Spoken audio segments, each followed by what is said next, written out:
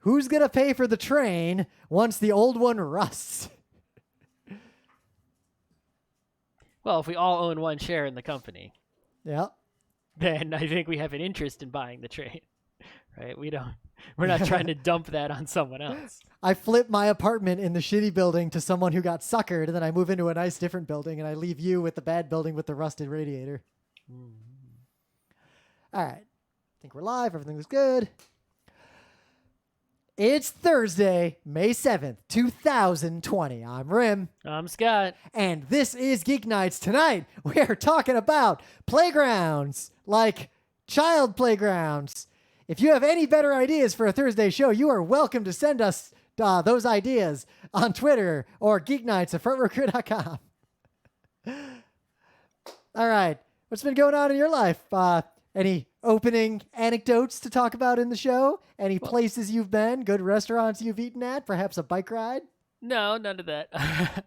So you know that, certain things, it's like we're not completely out of things here, right? It's like if you need TP, you can get TP. I just ordered a giant crate of TP from a restaurant supply company. Right. Worst case, you can get some low quality stuff, right? Yeah, like the grocery store has almost everything in stock still. Yeah. But one thing that, we can get, but we can't get the good stuff is paper towel, right? So that, I do have stuff to say because we way back bought some super organic, compostable, like easily degraded, like environmentally friendly paper towel. Mm-hmm. And it was so bad it was unusable.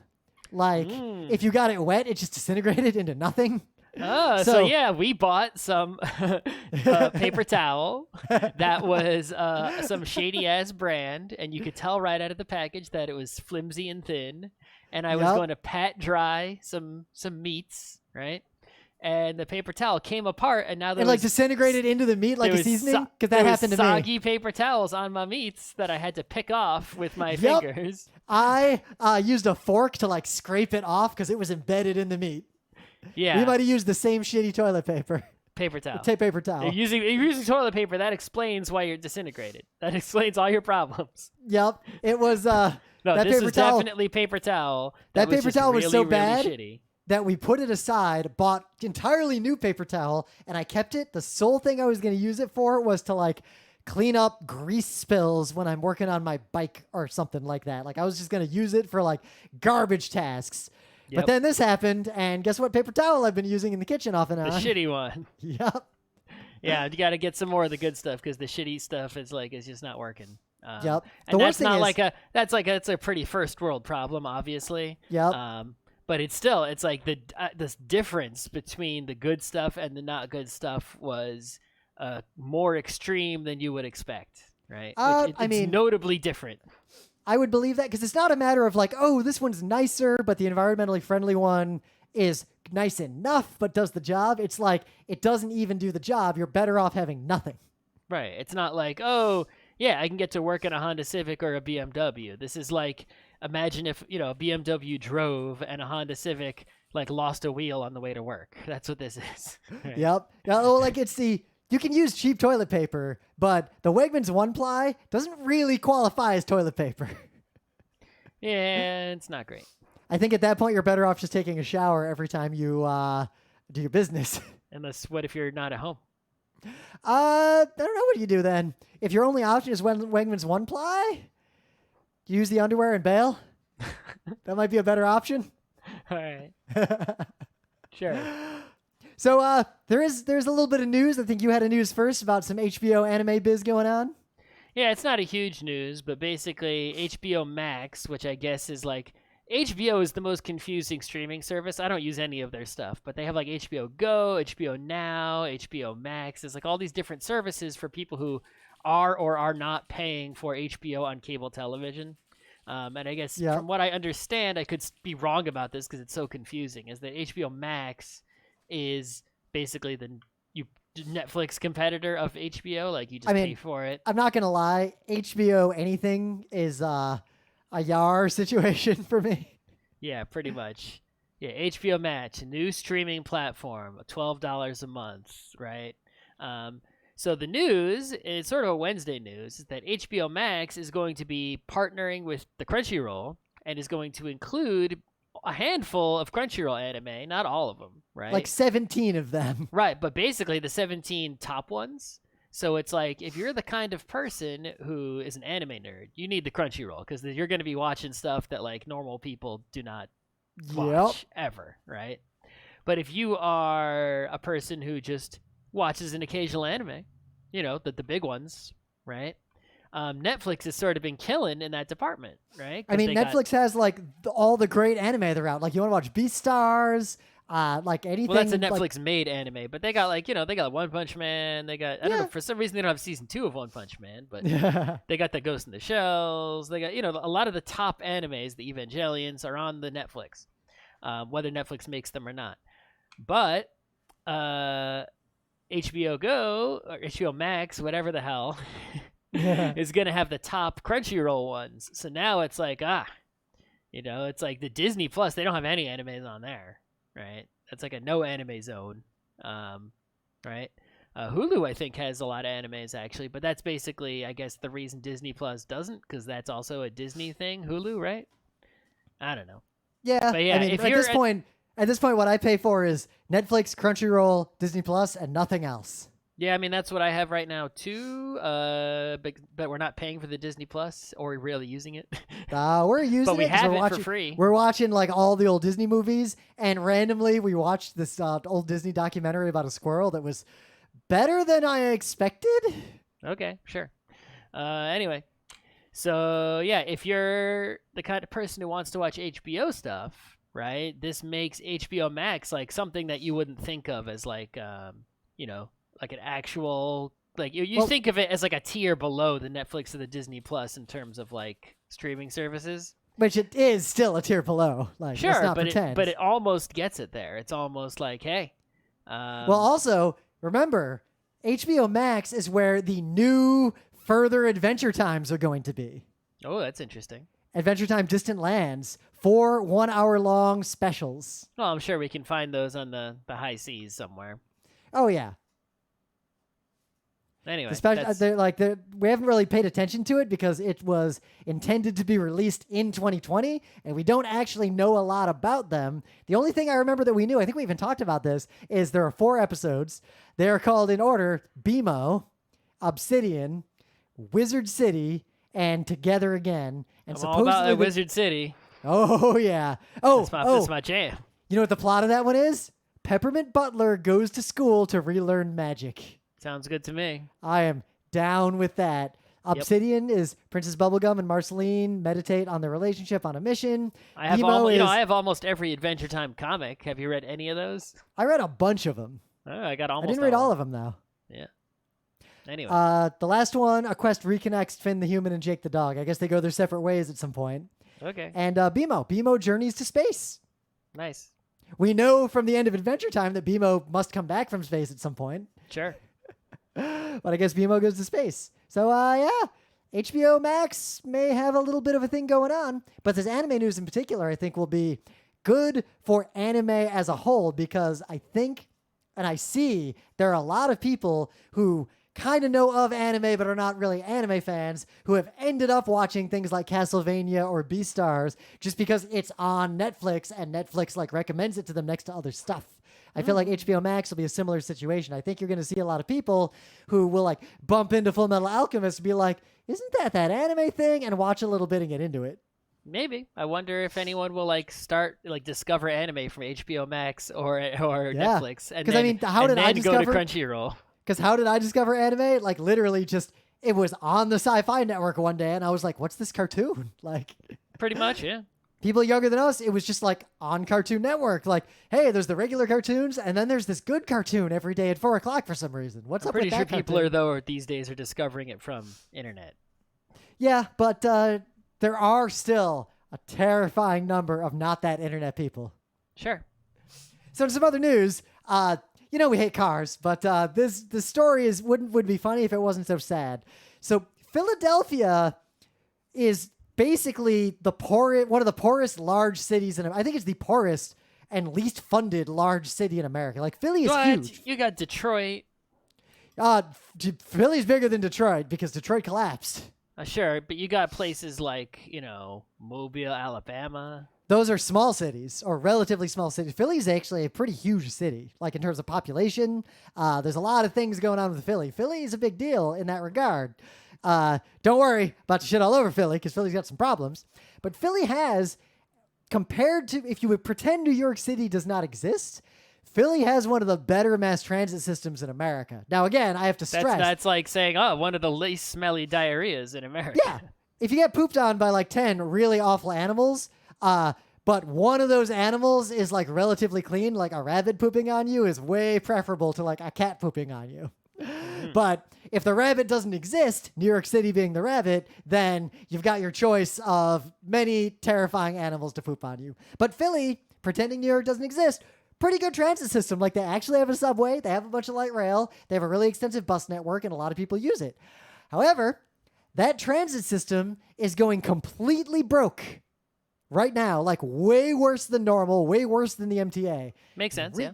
But you want to know why? Like no one's riding it? No one's riding it, but that would be fine because it's got other forms of funding. In fact, people riding it barely funds it. Its funding comes primarily from tolls on the Pennsylvania Turnpike because Philly and Pennsylvania were actually smart. They fund their transit system that can't be funded by the local population because the local population is relatively poor per capita, but the transit system is necessary. They tax cars to fund transit.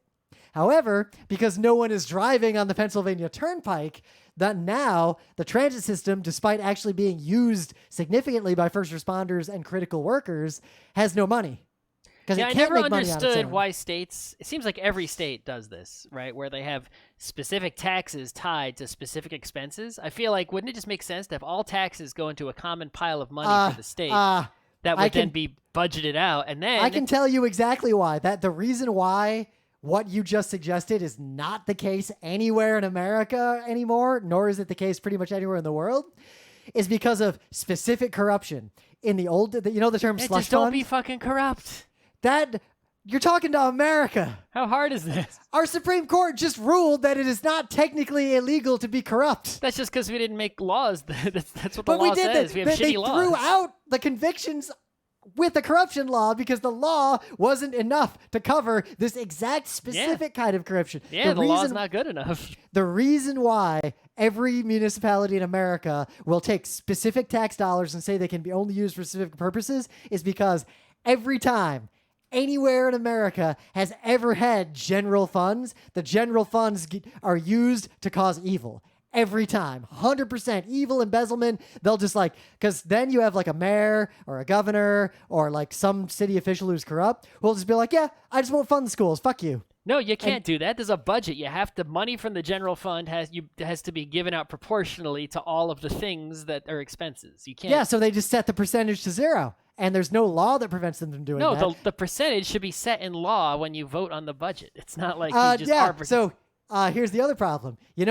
All the laws that get passed to force balanced budgets or to force minimum levels of funding, the reason those fail is because the municipalities are literally incapable of raising that much money and end up having constitutional crises every time. The law should also say, if you don't have enough money, all taxes go up proportionally equally on all things. Yep, and that also doesn't work for a bunch of other reasons. I think that does work. You didn't give me any of those reasons. No, because the taxes would have to go up specifically only on rich people, or you end up driving people out of their towns. In fact, I've seen situations. Yeah, your tax should be on rich people. Yeah, but that would never pass because stupid people, the only thing stupid people care about more than themselves is making sure that rich people remain rich. Well. So yeah, Philly's transit system that cannot self-fund and the state refuses to fund. The state actually did fund by pet taxing cars, but now because cars are gone, the transit system that is actually still being used and crucial cannot actually be funded. Burma shave. Okay. The aristocrats. So, in another really brief news, because we talked about this on Tuesday, that game Valorant, the Counter-Strike-y, Overwatch-y, new game coming out from Riot, as we mentioned, it has this dodgy anti-cheat software that is provided by Tencent, which is a giant, probably dodgy Chinese conglomerate. I don't want to get into all the reasons why I don't trust that company. But there are now a lot of confirmed reports of that malware and anti-cheating software causing all sorts of chaos in people's PCs. Yeah, I mean, that was from the start. People were saying that, this looks like trouble. And then afterwards, there were several stories of trouble. And we don't know which. It's hard to tell which stories are real and which ones aren't, especially because you have people who don't know technology complaining about stuff. It could just be some dude installed it, then his computer exploded, and he's like, "Oh, you see, it was the Chinese government broke my computer." Remember when our neighbors, when we were in college, called campus safety on us because they said we were hacking them because our IPX network frames were being picked up by their firewall? Sure, yeah. Like that kind of shit happened. So here's an article that finally actually breaks down the specific concerns and issues that people are raising about this software. So I'm probably not going to play Valorant or even try it, despite the fact that the game actually looks okay and I'm interested in it. I wouldn't play it. I wouldn't play any Riot game. Riot is basically in the market of look at popular genres of game on PC and make one of those and just apply their own stuff to it. It's like, oh, we'll make there's a MOBA called Dota out there. We'll make one. We'll call it League of Legends. Oh, and then it ended up being the bigger one, really. Right, and now they're basically saying, oh, look, there's an auto chess. We'll make one of those. Oh, there's FPS. We'll make one of those. It's like any game that's out there, they're going to make one of those. They don't make. But as a gamer, nothing original that they make. They don't do anything original at all that I'm aware of. Yeah, but I mean, at the same time, Counter-Strike, kind of just Action Quake 2, but slower. Counter-Strike was at least original in that the bomb what about Counter-Strike Source and then Counter-Strike Go and then whatever the next Counter-Strike will be. Those just other versions of Counter-Strike, but it's like there wasn't a counter. It's like Action Quake had the die and wait thing going on. It also had the one hit kills you. Yes, but Action Quake was still pretty much every man for themselves, deathmatchy kind of situation. No, there were two modes. The primary mode was 5-on-5. Yeah, but Counter-Strike had the DE and the CS and the, AS. Well, oh my God, AS or ES? Yeah. And FY, right? That was to this day, I don't think anyone really, I mean, I assumed FY stood for fuck you. Man, we got into Counter-Strike on the tail end of AS missions continuing to exist. Yeah, pretty much. Anyway. Oil rig was some good times. It was some great times. Don't, be wary of Valorant, even though the game actually looks like it might be good. I don't think you want to install it just yet. Let's wait and see how many people's computers get grossly violated and or catch on fire. Mm-hmm. It's in beta. It's hard to get a key anyway. Even people who want one have a hard time getting one. So yeah, I bet I could get us a key. I just don't want one now. You have to watch someone's Twitch stream and win a lottery or something like that. I don't know. Yeah, I know a lot of people are right. I could just ask them. Whatever. All right, let's see. Things of the day. But anyway, things of the day. What do you got? So, way back in 1971, there was never a 1971. Okay, whatever. There was a TV commercial for McDonald's that was quite a production, we should say. And not having been alive at the time, I did not see this commercial when it was on television, so I don't have I've never seen this before until you sent me the link. Right. I did not have a nostalgic memory for it as I do for many classic commercials that did air when I was still watching television. Yep. I think my earliest commercial memory is Where's the Beef? Yeah. And this fabulous high production value for 1971 television commercial apparently contains famous actors Anson Williams and John Amos, who I don't know who they are. I had to Google who they were. I think the first recommended video is John Amos discusses the McDonald's grab a bucket and mob commercial. Yeah, but what's interesting is not only is it a singing, dancing, musical McDonald's commercial, which is, pretty fabulous, it is also that it's not about the food. Almost every McDonald's commercial or any food commercial you see these days, right, is always doctored food photos and, get a McRib or a Big Mac or whatever, dollar menus and stuff like that, right?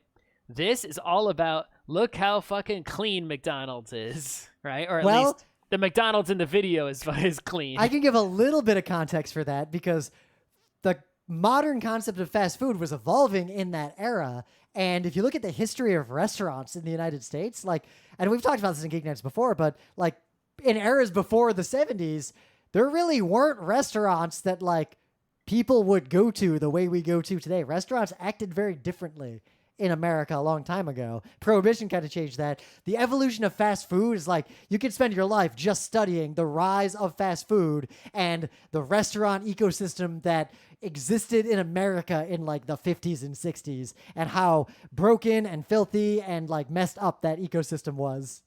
Yeah, I mean, it's funny if you watch like lots of old movies, right? The restaurants that people go to are almost always in hotels, right? They're hotel restaurants. You don't see that many standalone restaurants. Old movies, you see old three movies. kinds of restaurants.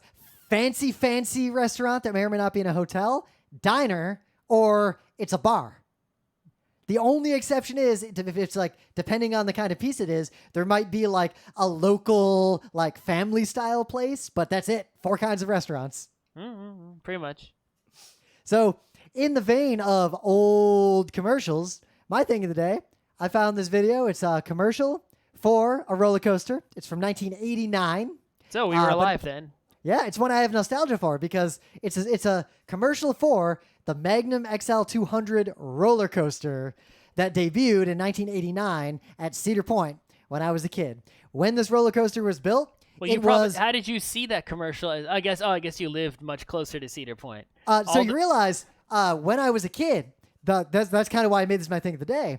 The entire like multi-state area around Cedar Point, if you lived anywhere in like Wisconsin, Michigan, Ohio, Illinois, every year before summer, people would kind of wait for the Cedar Point commercial because every year Cedar Point would make a new commercial, like a high production value commercial, and that commercial would reveal what the new roller coaster was because every year they made a new roller coaster. I guess there wasn't an internet to just find out what it was.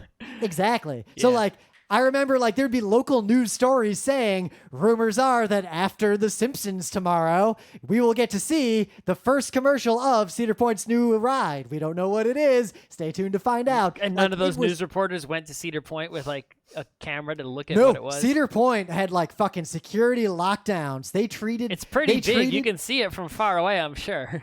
Yeah, but it's hard to hide a roller coaster. True, but they would put walls up, as long as they could during like the early construction. They'd cover stuff in shrouds. They wouldn't tell anything about the name of the roller coaster. And also, there wasn't really an internet. Like news agencies, like really just didn't spoil it. They'd wait. We'd wait for the announcement. Yeah, we had those too. But there was, our commercials were for Six Flags, or Riverside, or other places like that, and which became Six Flags New England eventually when they bought it out. And those commercials, they didn't have a new roller coaster every year. Well, Cedar Point was crazy and weird. And the commercials that they did show for the specific rides would be proportional, like to the cost of the ride. So, like when the Great American Scream Machine was made, you saw commercials for that thing for like several years. They just kept advertising it, and now it doesn't even exist anymore, as far as I'm aware. Like around March, it would just be like everyone in school, like as a kid, would be buzzing like, Cedar Point commercial's coming soon. What are they building? What's going on? Because every year they'd have a giant new ride. And I remember it was notable. There was one year, it was either 94 or 95, where they didn't actually have a new ride. And it was kind of like this weird local existential crisis. People were like, is Cedar Point doing okay? Why didn't they make another roller coaster? What's going on? But I rode this roller coaster when it came out. Because no one's riding any roller coasters now. So. Nope. But it was the tallest and fastest roller coaster in the world by a wide margin. Like, this roller coaster, when it came out, was a big deal and made international news. It took a long time for roller coasters to exceed what the Magnum was capable of. This was the first mega coaster, but it wasn't the first giga coaster. In the meta moment, not doing much. Trying to make more content, like keep watching our YouTubes, follow our stuff, join our Discord. Things are hopping in there. Things are hopping more and more in there as I'm trying to remind people to actually go to it and actually giving them the link when they ask me. Starting to try to hang out in there more. Our forum's still rocking. We're making content. I got my teleprompter set up. I'm going to do something this weekend. I don't know if are you really going to do something? I'm going to do something, but it'll be relatively small. Uh-huh. Well, mostly I'm going to record a bunch of stuff just to set up my pipeline to very quickly be able to. I'm trying to set up an area in the living room where we're storing stuff because it's not like we're going to have anyone over anytime soon, and make it really easy to just sit down, record a video, like me talking video. Like I want to be able to do that with zero efforts. That's what I'm setting up this weekend. It's a good idea. Because think about it. Imagine how different the things we produce would be if there was a building we could both just go to. Like after work or anytime we wanted, and there was just a studio and we could both just sit down, hit a button, and just start doing something. There are places like that. You just have to pay money for them. Yeah, but I'm not paying money for that. I got time for that. And you have to be able to go places. Exactly. So, I don't need to have like anyone over to play board games. So the board game like kitchen table area is going to be I'm going to be able to talk with the teleprompter area, and then maybe I'll just. If anything, if I upload anything, I'll just upload like my own random teleprompter testing. I'm not going to actually make like a video yet. Maybe I will. We'll see. I yawned. All right. Playgrounds. This is your idea.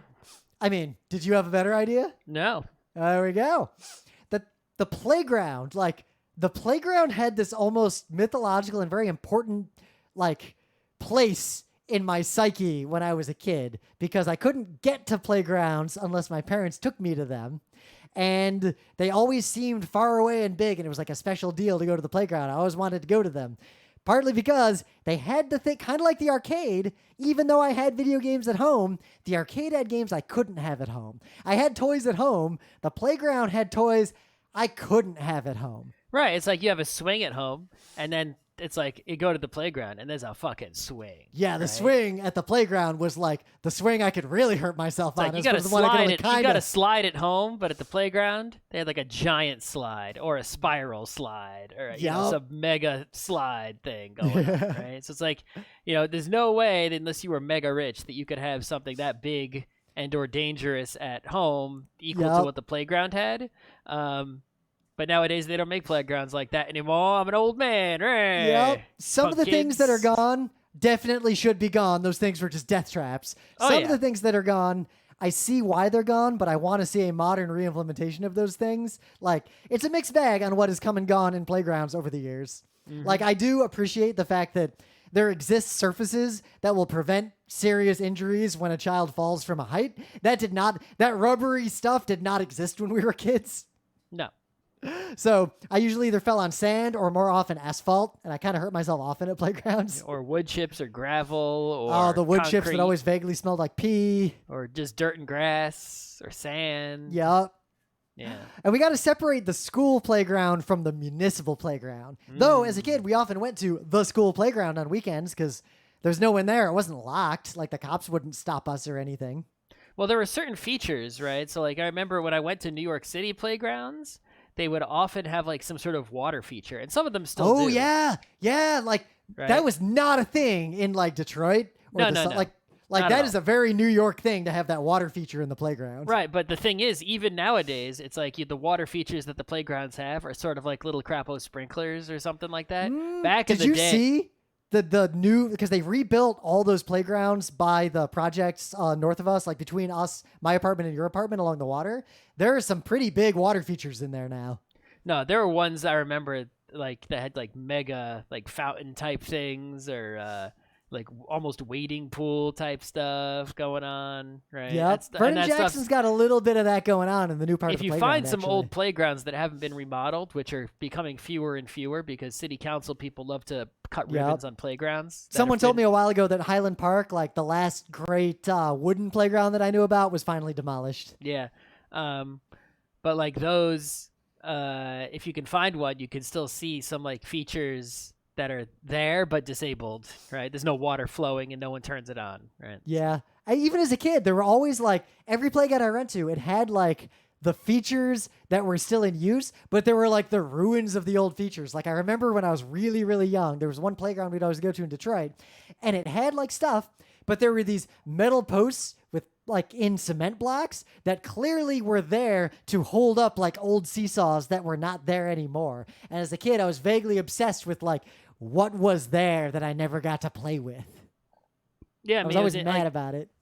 Even at like my elementary school, right? It's like we go to the playground and there was pretty early on when I got there, like kindergarten, first grade, they built like a new wooden thing, right? That was, the wooden style castle kind of situation, right? Oh, that's the best But possible feature. It was one of the earlier ones, though, so it wasn't that castle-y as opposed to some later ones, right? It was the early model castle. But they put it next to the old playgrounds. The old school playground with, like, just fucking swings and jungle gym, seesaw, right, was still there. And then there was the new one. And then there was a third one that was just like these exercise bits, like pull-up bar, right? Like that sort of thing, and not actually play. Like it wasn't fun.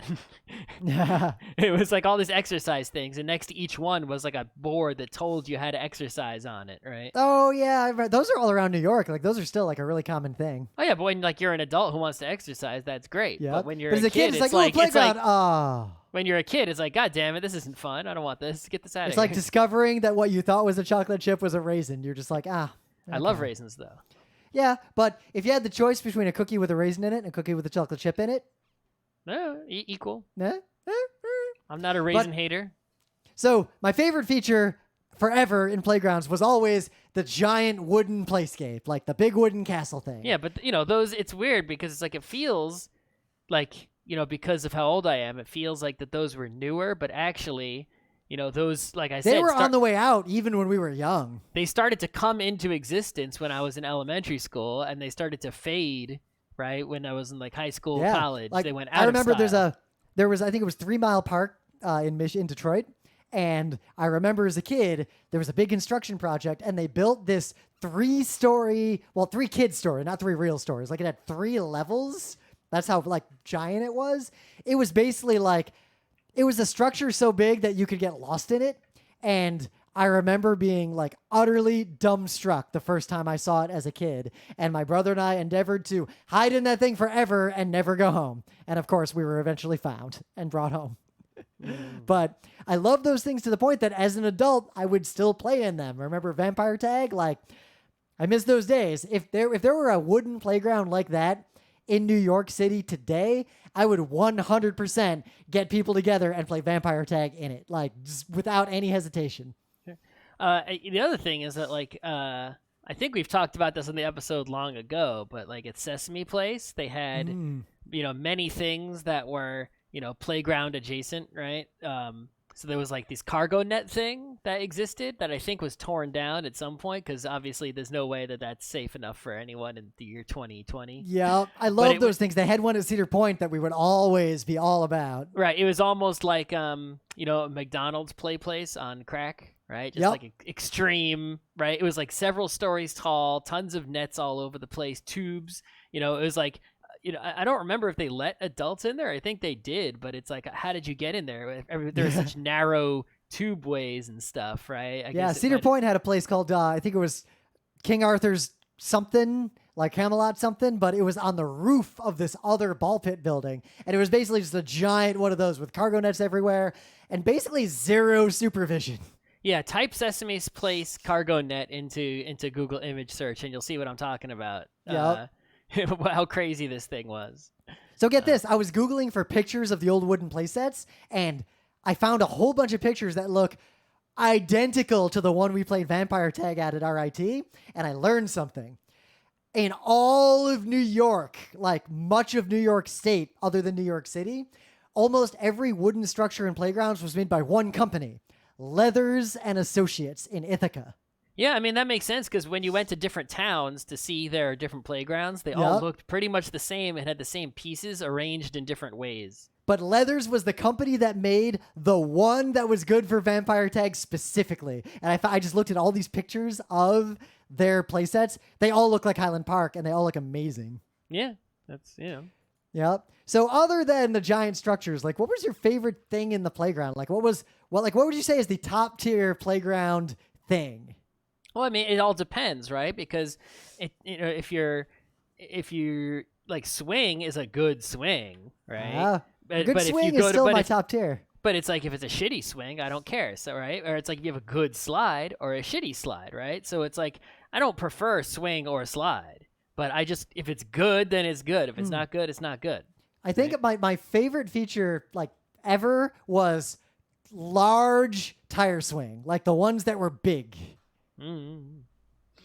You know, we have like the tire hanging from the rope because they felt more dangerous than they were, and they required a moderate amount of skill to not hurt yourself, but you wouldn't ever really hurt yourself too badly, unless they were installed badly. Like, I remember as a kid, like, I loved these tire swings. We even had one, but we had some friends, and they had a tire swing they'd made, and their tire swing was way too close to the trunk of the tree it was hanging from. It was very easy to hit that trunk. Well, but also if you put it further away down the branch might snap. Yep, it's got to be a real good tree to make that kind of tire swing. Exactly. And the playground, I did like the one that was like a tractor tire hanging sideways, like hanging from 3 chains that would spin. Yep. My main go-to as a kid was to climb inside the tire and get someone else to spin it as fast as possible. Yep, that's a good one. Yeah. But yeah, that's the thing is like, so rather than say like which feature was the best, right? What makes a good one, right? What separates the good slide from the bad slide, right? So for me, the best slide is a slide you'll never find these days, which is the solid steel heats up in the sun will burn you slide, but just ridiculously tall, right? Yep, I don't know my favorite.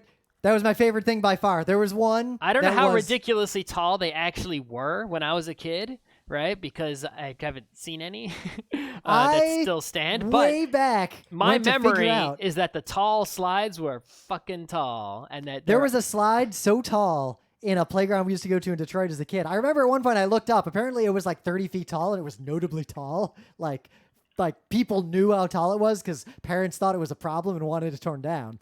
But it was tall enough to where the ladder to climb up to it was caged, so you couldn't get on the outside of it and fall off. And there was a cage around the whole top until you actually slid down the slide a little bit, and then there was no more cage. Oh yeah, I'm looking at like some websites about dangerous old playgrounds, and you can see how tall the slides were, and it's like, oh yeah, they were as tall as I remember, pretty much. Yeah, like you think, I was a kid. How tall could they have been? You go to it as an adult, and you're like, I'm actually kind of afraid of that as an adult. Yeah, as a kid, I wasn't afraid of it at all. I was like, yeah, hell yeah. As a kid, some of the changes they've made make sense because as a kid, we had a play set. Like, we had one of those things that's like 2 T's with monkey bars in the middle and like a thing hanging off of the ends, like in our backyard. Like, that was our mini play set. But as a kid, I remember one day I just like climbed up on top of it and I stood up on the T. So now I'm standing like almost 14 feet off the ground and I just jumped just into the ground with no thought about why I was doing this or whether or not it was dangerous. Here you go. Here's a picture of an old metal slide. It says on sunny days without shade, the metal slide could get up past 160 degrees. And here's a 35-foot tall spiral slide. Oh, I like the spiral slide. The problem was the spiral slide, if you make it out of like modern safe materials, you go too slow and they're actually not fun at all. If you make them out of metal, while they're fine and fast, they get so hot that they are dangerous. Like, I do not miss the fact that I multiple times got blister burns from slides as a kid. Like, I was burned on them all the time. Yeah, I think that was a problem. But there was this era where they started making slides out of plastic, but the plastic, you'd slide really fast on it. But I remember the problem was that style slide, you would generate a massive static charge by sliding down. And I remember one time as a kid, I was in like 3rd grade, we had one of these at the school. The school ended up getting rid of the slide because other kids kept hurting themselves on it the same way I did. I slid down it, and when I got to the bottom, I went to stand up, and my right arm touched a metal bolt that was like recessed in the slide holding it together, and I got a static shock so bad my entire arm went numb and I couldn't move it. Yeah, it makes sense, yeah. The school actually got rid of that slide. It only existed for like a month, and then they got rid of it. I think perhaps... so fast. Yeah, I think if you want to really talk about danger, I mean, maybe and just anecdotally, the one you see people hurting themselves with the most on the internet is the merry-go-round, where you can freely spin it in either direction. Those have to be banned solely because kids are too stupid to use them safely.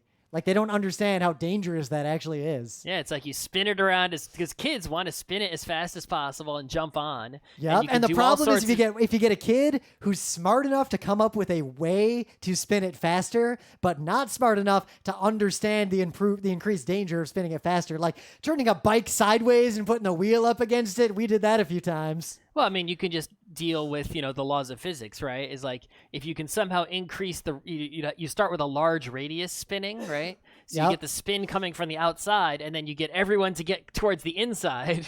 Yep, we did the Right? same thing. Or it's like even if you're just spinning alone on like say the tire swing that you just mentioned, right? It's like you stick your legs out, you spin, then you Yep. tuck them in. Woo! Oh, we had this kid, Chris. I remember we were hanging out on the playground one day when we were kids, and we got the tire swing because we wound it up. We got it spinning so fast that it spun for a while, and when it stopped spinning, Chris was literally passed out in it. Yeah, all right. Makes sense. Yeah.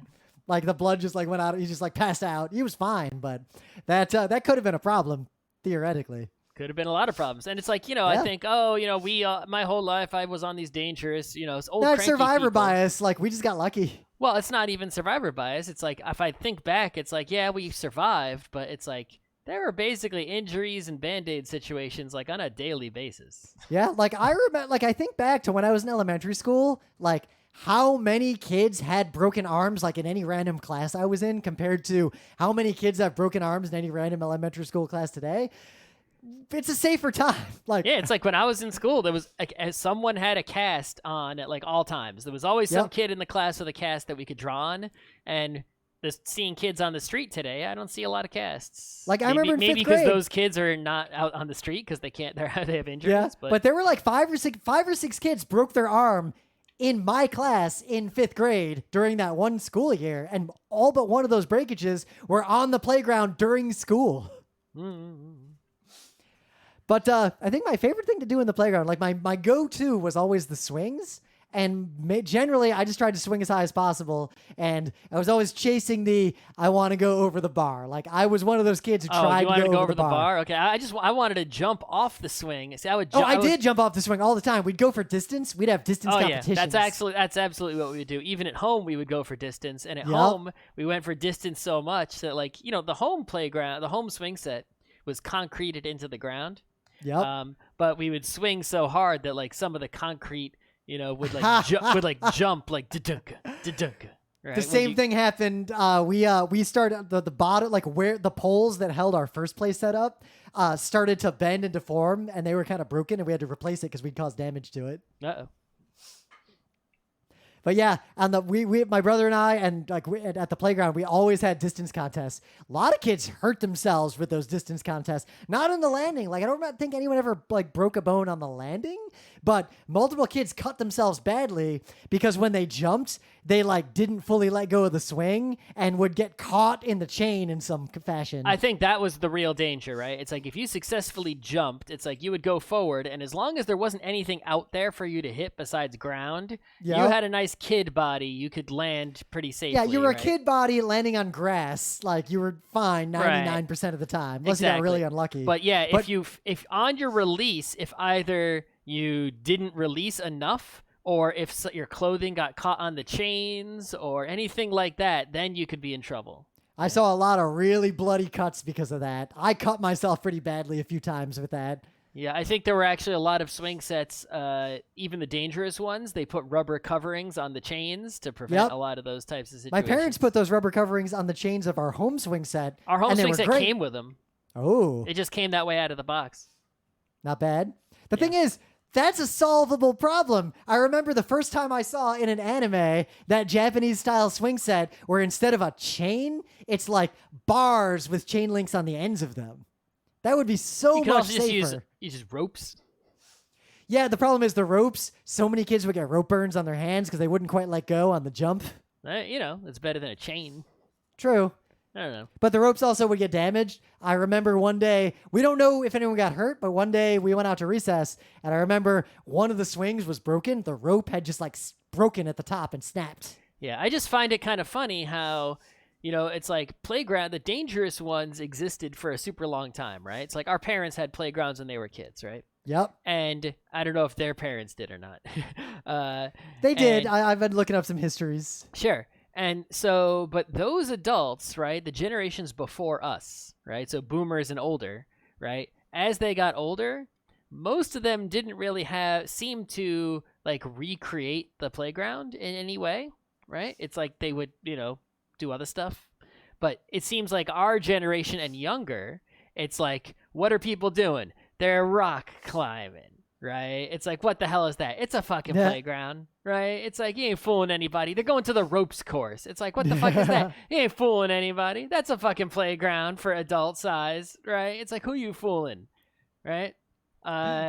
So it's interesting that I don't know it just fits into our generation in general of experiences matter more to us than things. I don't know if the people younger than us who came after the wooden castle playground, right, into the land of the safe, but still potentially fun playground, because I still see kids having fun on those. So they must be good, right? The playground by Vernon Jackson near us, like, if it wasn't literally illegal for me to enter that playground, I would go in there and play. Oh yeah, that's if the playgrounds weren't illegal for me to go in, I would go in.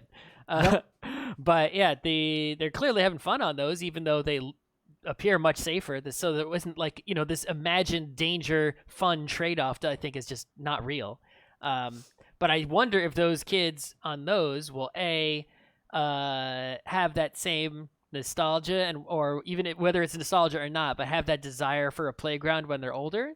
And also I wonder how many kids outside of cities where there's a lot of playgrounds, how, like, as the playground interest decreased because of internet, like, are kids still playgrounding? How many suburban kids still have playground in their swing set? And yeah, I mean, I do think back to when we were at Disney several years ago, me and Emily, for someone's wedding, and while we were there, we ran into this family and we were kind of near them for a while, and their kid had a tablet out and was watching a YouTube stream of someone playing Minecraft and gave zero fucks about Disney and was pissed the entire time that they couldn't just watch the stream and that they had to walk around Disney while they watched the stream. I just remember that as a moment, pure anecdata. I don't know, because the playgrounds, at least in New York, completely full all the time, except now, obviously. Yeah. Like the one in Vernon Jackson, you can't find a place. So I saw something interesting. I'm skimming through the Wikipedia to see if there's any notable things about playgrounds. And there's this whole idea in the research around playgrounds that one of the primary values of a playground for children is that adults and parents feel like they control the playground, and it feels like a place that's relatively safe for the kids. So they tend to get lax in their attention, leaving the kids more unsupervised than the parents realize, but how simultaneously that's actually the primary value playgrounds have to children, because it gives them less supervised time to explore boundaries more without significantly increased risk, with only slightly increased risk. And there's real study around that. Yeah, that seems accurate to me, because when I was on the playground, it definitely felt like, much like at the public pool. It's like, yeah, your parents bring you there, they sit on the side, and then you're in this separate land, and you almost forget they exist until they come to get you to go. And then did you do the thing where you'd seek out, you'd climb into the tiny area of the playset that really wasn't supposed to be a place to hang out, but there'd be 10 kids hanging out in there for some reason? Yep. Or there's the 3 trees on the edge of the playground, and kids would just cluster hiding inside of those trees for some reason, even though there's a giant field next to them they're just ignoring. Yeah, one of the wooden ones had a feature that was just a bunch of tires as almost like a ramp, and I guess the idea was that you would climb up the tires to get to the top and then go over the bar, and now you're in the playground. You're just hiding inside the tires? People would just go underneath the tires, and that's like a little fort area, right? Yep. Sort of like a blanket fort situation. There's specific evidence that those tiny spaces and forts are for whatever reasons, no one's 100% sure why, are crucial to that childhood development and the way kids interact on playgrounds. I have this memory that I don't know if it's real or not. Maybe my mom could confirm it, but my memory is that there was a tiny children's clothing store somewhere in Connecticut that she would take me to buy clothes for me. In the mall? No, a standalone strip mall clothing store. Okay. There's only children's clothing. I don't know why I have this memory. It could be false memory. Depending on what you say, I think I know the place you're talking about. No, you don't. It was a national chain. Oh, I guess that could be possible. But it didn't feel chainy. It felt indie anyway. But my memory is that in the back of the clothing store, there was basically next to the door for the bathroom was a mouse hole, but big enough for a child to go through, but not big enough for an adult to go through. And you would go in that hole, and there was a room behind the store. Nah. It was a carpeted room that had was there a television showing children's programming? Maybe. But I definitely remember there being a Fisher Price car and some toys and some, it was like a Heidi secret kind of place. and it felt like adults couldn't get in there, although I'm sure they could if it Yep. was real. So there was something very similar in all the malls. Like this, there were multiple of these, and I remembered as a kid. It was a children's clothing store that was in the mall, and in the entrance there was like a normal entrance, and there was this little mouse hole with carpet in it, like just like so like next to it, connecting the mall to the store next to the regular door, and kids would always go crawl in through the hole, or kids would like wedge themselves in that hole like upside down and just play in the hole. And inside the store there was another little mouse hole that went into like this playroom that had like a tiny slide and a TV and like some kids toys, and there were never adults in that tiny room. That's similar to my possibly false memory. I tried to Google a little bit. I can't figure out what the fuck this place was to even begin to find a picture to figure out if this was actually a chain that we both went to, or my were there memory just two was not a places that chain. were My similar? memory was like a dark brown carpeted 70s 80s style room. Yeah, That was but clearly... but part of the difference might be I lived in an area that was very much more mall centric as opposed to strip I mall lived centric. directly next to a mall, Yeah, but this place was not in that mall. yeah. The place I'm talking about was in the mall specifically. Yeah. Anyway, but it's like there's all these playground adjacent things, right? McDonald's play place. Even the McDonald's play places nowadays, they're like a bunch of tubes, right? Like plastic tubes. I remember ones like when I was super young and I still went to McDonald's. There was one that was basically a giant hamburger, like it was on a stick, and there was one of those inside of Chuck E. Cheese's. You would go in the stick and climb up a ladder inside. I don't know. And immediately hit your head on it because it was really hard, even as a tiny kid, to navigate that thing. It would not be impossible for an adult to get in there. I don't know how they would. And then you're inside like this basically UFO on a stick, similar to like, I guess Corona Park, right? Like a world, the Men in Black I remember thing. that exact feature in the Chuck E. Cheese. Well, it wasn't a Chuck E. Cheese. I'm saying Chuck E. Cheese. It was actually a Major Magic's, but I don't think anyone knows what that is. Right, but I feel like there is a McDonald's with a play place actually in Astoria by the subway, and they actually redid it recently. They totally renovated that play place. So like these things still exist, but I just don't feel they're that prevalent as they used to be. Yeah. Right? Well, the way fast food places make money and the place, like the way they interact with society has changed a lot. Because here's a picture of it. Yeah, it's like a little stick. And it looks like a hamburger with bars around, right? And then there's a little hat, so it looks like a policeman hamburger. I guess he's gonna catch the Hamburglar. I forget that character's name. That was the character that would catch the Hamburglar. They had exact same thing at the McDonald's, and then the Major Magics near us had the exact same toy that had clearly been repainted to not be McDonald's branded anymore. I don't know if they like bought it from a McDonald's that was renovating or something. Alrighty. All right, I think we've killed enough time. This has been an hour. Good.